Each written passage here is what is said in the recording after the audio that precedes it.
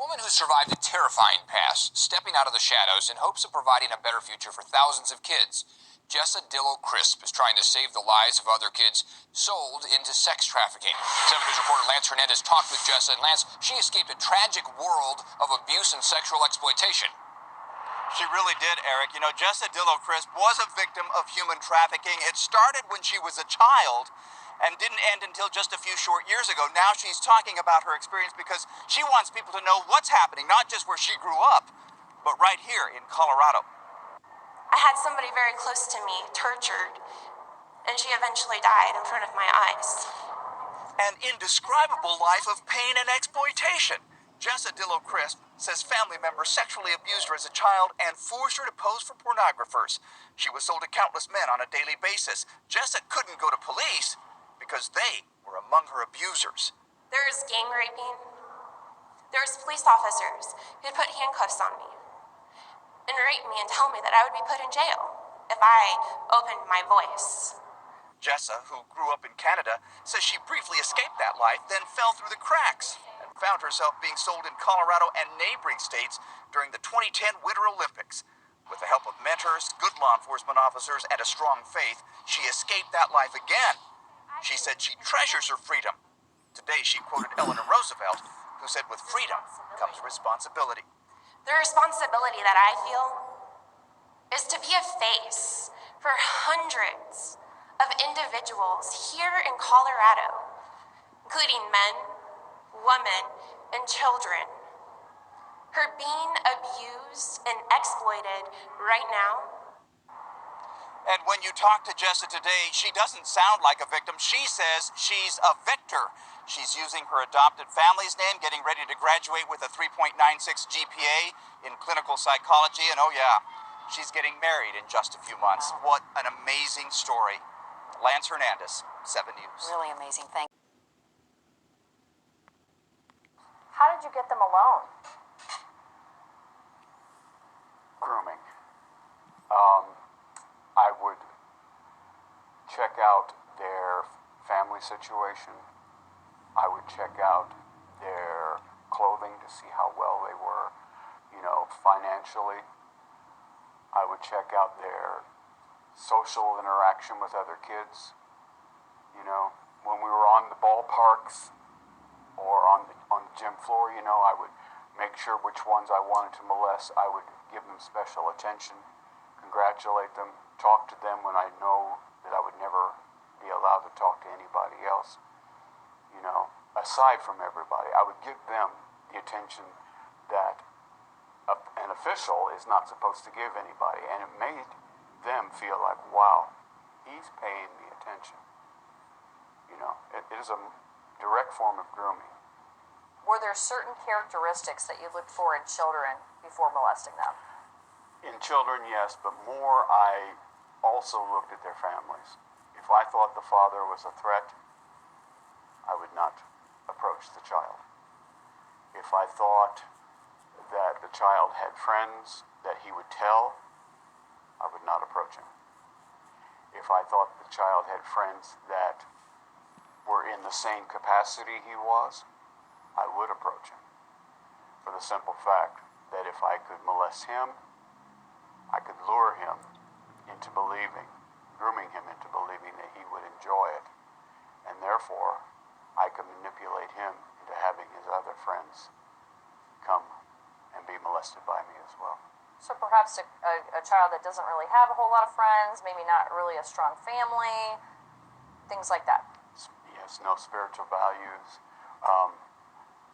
weak in education, needs help in many ways, even from split parenting, has a mother who may be having problems with the family, well, here comes superhero in to help out, wow, well, thank you very much.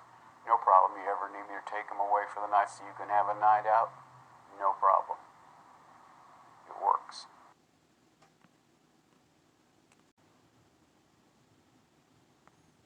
Tonight, we're getting some answers from actual child predators. News 8 investigator Charlotte Huffman joins us now to kick off a month of WFAA Originals. Charlotte?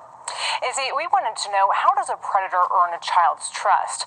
How do they prey right under their parents' noses?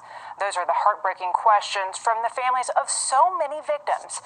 Tonight, we're hearing the predators' unsettling stories about how they would protect children from themselves. I took her innocence. I took her ability to be a child. And that was not mine to take.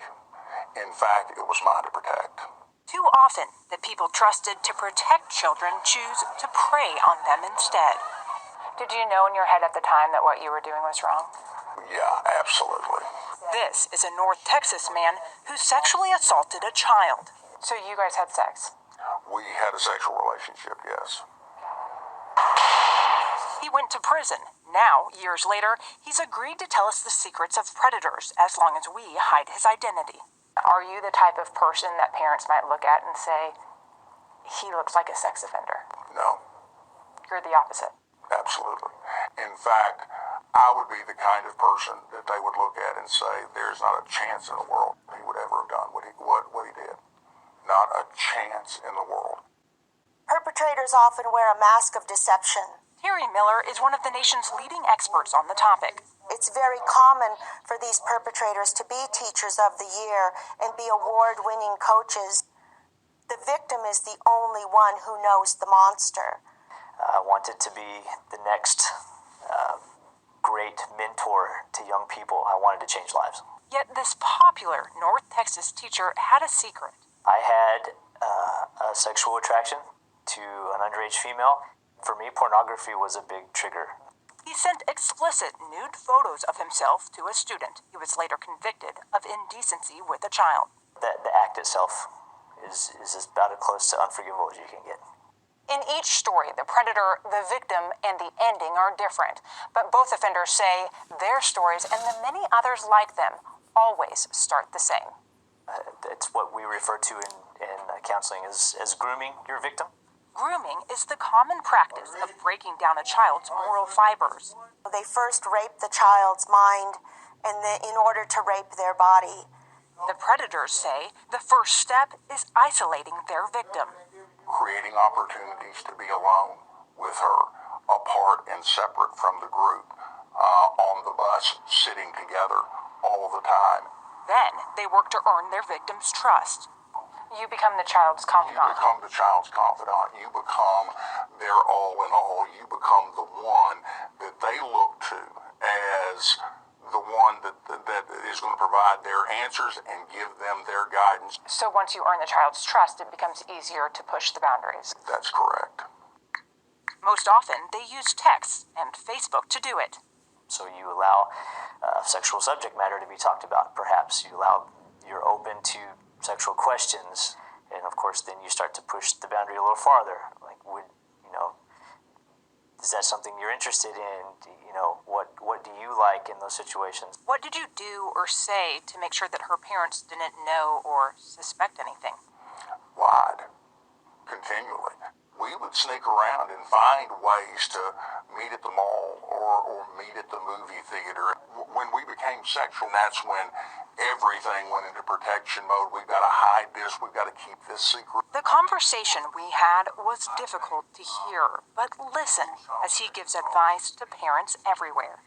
If a parent sees their child spending an inordinate amount of time with a significant adult that is outside the family, that is something to really spend some time looking at. If your child themselves starts talking about another significant adult in ways that you're going, I didn't realize you guys were that close. Any attempt to gather favor, connection, is a part of that grooming process. They say the number one deterrent is an adult who monitors the child's electronic communication. Because this whole situation thrives in secrecy. It will never survive in the midst of the light. Well, if you notice that we did not interview any female predators, let's be very clear. It's not because there aren't any, but because they wouldn't agree to an interview. If you want to learn more about the red flags of grooming, tap the WFAA original tile on our app. Charlotte Huffman, Channel 8 News. Thank you, Charlotte. The Monday morning headlines say it all. Prince Andrew's attempt to explain his friendship with accused sex trafficker Jeffrey Epstein backfiring. You've been on his private plane. Yes. You've been to stay on his private island. Yes. You've stayed at his home in Palm Beach. Yes. The Duke of York generating a new wave of questions in what has become a sea of speculation surrounding his ties to Epstein. Prince Andrew denied he ever saw his former friend with underage girls in a pointed and detailed interview with the BBC. Do I regret the fact that he has quite obviously conducted himself in a manner unbecoming? Yes. Unbecoming? He was a sex offender. Yeah, I'm sorry, I'm being polite, in the sense that he was a sex offender. Queen Elizabeth's son, who is 8th in line to the throne, was specifically asked about his 2010 visit to Epstein's Manhattan mansion, after the financier pleaded guilty to soliciting minors for prostitution. Now, I went there with the sole purpose of saying to him that because he had been convicted, it was inappropriate for us to be seen together. Despite ending their...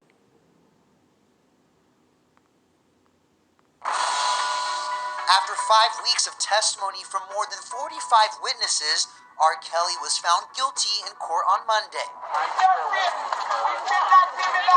That's one of R. Kelly's attorneys after a federal jury in Brooklyn handed out the guilty verdict. To the victims in this case, your voices were heard and justice was finally served. Real name Robert Sylvester Kelly, the singer faced 1 count of racketeering, a federal charge that focuses on organized criminal activity and the collective enterprise of individuals carrying out the illegal activity. According to the initial indictment, the enterprise in this case includes Kelly, as well as his managers, bodyguards, drivers, and others. Kelly was also found guilty of 8 violations of the Mann Act, a federal law that prohibits sex trafficking. The charges date back decades and involve 6 complaining witnesses. Since first being indicted by a grand jury in 2019, Kelly has maintained his innocence on all charges. I have pursued many... Well, that's all I'm going to show on that.